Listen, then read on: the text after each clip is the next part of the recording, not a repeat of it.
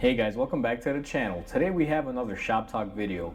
Now today's topic is going to be working for a union shop and kind of going over what's good and bad about unions. Now before we go ahead and begin, if you guys haven't subscribed to the channel, hit the subscribe button down below and definitely smash that like button because it helps the channel grow and it really helps me out. So with that said, let's go ahead and get into today's topic.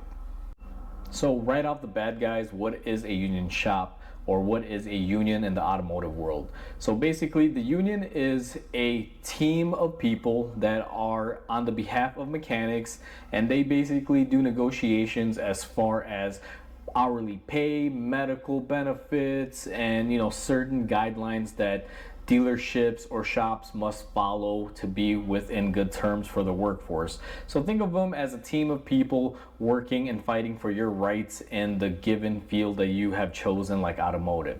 Now I've had the pleasure of working in union shops and non-union shops, and just to kind of give you guys an example so that way there's no wondering, a non-union shop, the owner who owns it, either it be a dealership or facility like a service center, they basically just make the rate of pay rules and everything. They basically own everything, and they have the right to tell you we offer X amount per hour and we have this benefit. Now when it comes to the union, it's kind of like a team vote. Basically all the union members, which are people that work in the unionized field of automotive, which could be for dealerships or independent garages. Now primarily for me, most of the shops that I've worked in that were unionized, they were dealerships. There's not that many shops here that are independent, at least in my area, that follow union guidelines or are in the union. It's primarily been the bigger dealerships. And what the union does, basically, let's say all the members, which are the employees, the technicians, mechanics, lube techs, everyone inside of the shop, they get together and they have their monthly meetings and voting, and they say we want to change rate of pay, change our medical, do this, do that. And what the union does is take all that into consideration, formulate a plan, and put it into writing and try to make a contract and negotiate it with the dealerships and shops. Now that we know what a union is, I want to go over how they operate.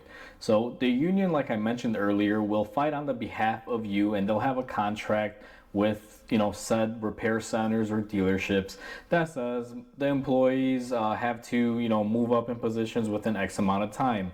This is the rate of pay that they're going to be getting in each position, with X amount of increases per year or every 2 years, however the contract is written up.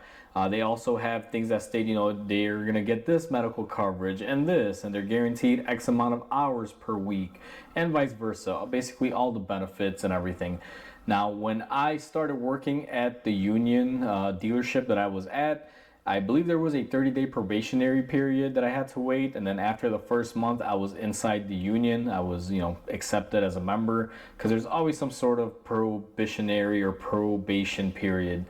And after that, the way it worked was every month they would take out union dues. I believe they were around $100 per month. And what the union dues are taken out of your check for, and it's only once a month, $100, they would go towards the union to help fund it, to keep fighting on behalf of us, the technicians, and making sure that the dealerships are following guidelines and things like that. Just kind of think of it as operating cost. It's not that that $100 was paying for your benefits. It was paying the people to fight the dealerships and all these organizations on your behalf to what the standards should be that the white majority wanted.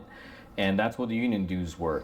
Now my experience in a dealership with the union, it was hit or miss, guys. Now I started off and I'm gonna say this up front, when I was young, I was about 20 years old when I got into my first union dealership. Prior to that, I was just working independent repair shops and things of that nature. And when I got in, it was a dream for me. I couldn't wait. It was like my ultimate goal in life to work for a unionized dealership, because I always knew that they had set pay rates, guaranteed hours, and certain clauses in their contracts that you can't just hire someone and keep them as a lube tech for 10 years and not move them up, which was the issue that I was running into working for other places. They'd hire you as a lube tech, promise you you'd move up, and they wouldn't. I already made a video on that describing what I went through. But regardless of that fact, I was excited because I told myself if I get in, I can start off at whatever position they start me off at, and I can move up within the company, and I can see myself building a future in this dealership. However, it didn't quite go that way, but that's a topic for a separate video. So when I got in, I started paying my union dues, and I absolutely loved it because I had a set pay scale. There was medical benefits that I absolutely loved, probably top tier medical benefits. I will say that was the best thing about it. For me, paying that $100 a month, I had the best healthcare and the best dental, and I believe there was also like life insurance and things of that nature. There was also some other benefits in there like tool coverage and things like that. But the biggest thing for me was the job security portion of it, guys. A lot of people want to work at union shops and they really don't know how the union is or what it does. Now, the union has a lot of benefits for you, the technician. They fight on your behalf. But one thing that I've come to realize, and I'll make another video explaining this situation in my story of ultimately why I left the union shop. Because if you live by the union code, you can also get taken out by the union code. And I found out early on that even though you have great benefits, there's still a lot of political things that go on. Most people that have worked at dealerships, you guys already know that it's very politicized. You gotta basically kiss rear ends and be nice, and there's a certain code and things that you have to do to be on good terms with management. And my initial response when I got hired was that as long as I do my job and I'm not screwing up and I'm in a union dealership, I'll move up, I'll get my rate of pay, and I won't have any issues. And that's not how it works out, as I found out. But the union, if you get into a good dealership that actually follows the structure and they aren't manipulating the system, it's a great thing to work for. Now, I will say the rate of pays are really, I guess you can say, horrible at this stage. Let's just say that when I first started off, the rate of pay that they were giving us was amazing for me because I was a tech that was starting off. I was just hungry. I wanted to make good money. Now that I've been in this field for X amount of time, I find that the rate of pays actually suck. The top things that I would say are beneficial right now with the union are the insurance benefits and all that stuff like the medical, dental, things like that. That's probably the creme de la creme when it comes to why you should work for a union. Because what I found out is that everything else aside from that, it's basically just like any other dealership. It's just even more politicized because if you have an issue, you got to go through your union to go through the dealership instead of just directly going through your boss, because there could be a lot of implications and things of that nature. Now, the drawbacks of working for a union dealer, and a lot of people think it's always great, is that there are set terms in there and you have to abide by them. Let's say you worked at a non-union dealership and they had a journeyman position open, you would just typically apply. Union dealerships, they have certain standards that would require you having X amount of years and doing this and this and that. Like there were some, I guess you can say, prohibitive things or restrictions that you had to do before you can move up. Now the dealership could just automatically disqualify those and move you up. But if anyone challenged them, it could be a big issue. So there's a lot of clauses in there that help protect everyone. The best example is if, let's say, I worked at a dealership for 2 years and I'm a semi-skill and there's an apprentice position open, basically I'm protected. If I'm the oldest guy in line for that apprenticeship, I should technically get the apprenticeship. And if, let's say, they hire somebody outside of the company and move them up into that position right off the bat, then technically I have grounds to file a grievance or a claim and call my union rep, explain the situation, and then the union would come in and handle the situation and figure out what happened and mediate it. That's kind of what they do. But sometimes, depending on how stuff is written up, you can I guess you can say hurt yourself more than help yourself. So you got to be careful and make sure how your contracts are written up and what the union, I guess you can say, rules are for moving up within companies and things of that nature. So for me, that's kind of like the biggest drawback, and that's, I guess you can say, the negative part of it, is that there's a lot of rules and restrictions, and it's just not as easy as a non-union shop to move in and out of the company or move up within the company. There's certain things that you have to meet and qualifications, and the biggest thing is there's always a runaround. If you're the type of person that wants immediate response, I mean, that doesn't work. Let's say that scenario of I'm next in line and they hire someone outside of the company to take that next position that I should be qualified for. If I go through the union, it could take about a month to get that issue settled out. Versus if you were in a non-union shop, you could just talk with the manager, be like, hey, this and this, and you'll probably have an answer by the end of the day or within a couple hours or however long it takes. It's the turnaround time for getting answers is a lot quicker, non-union versus union.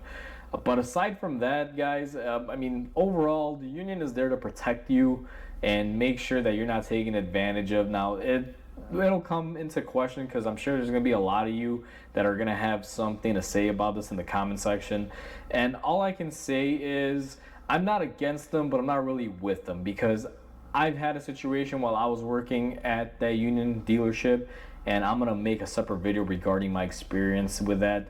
But all I'm going to say is that if you live by it, you can also get taken out by it. So you got to be very careful when it comes to the union. The biggest benefits for me now, the number one thing that I'll say is, like I said earlier, medical benefits and the insurance is phenomenal. And that may have changed too. I'm not exactly sure. It's been a couple years since I've been in the union. But that for me, at my age right now and my experience level and the many years that I've been in this, that for me is the biggest takeaway. Because like I said earlier, I think the rate of pay structure and everything kind of sucks.